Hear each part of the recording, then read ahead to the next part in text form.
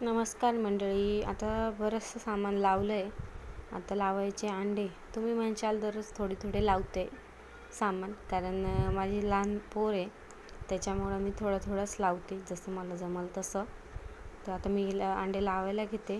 तर हे बघा, म्हणजे कसं आहे, किती काही झालं तरी पोरांमध्ये वेळ लागतोच.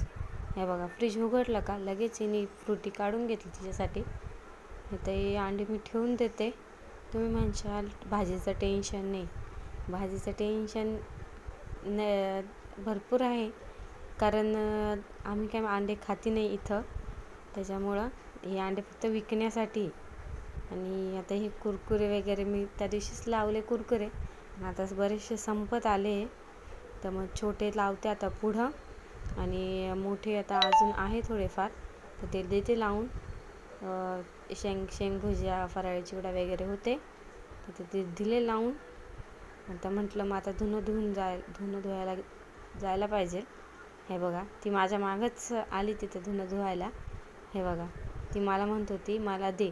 आता तुम्हाला बघायचं आहे का तिला काय पाहिजे ते? आता थांबा, तुम्हाला दाखवते मी.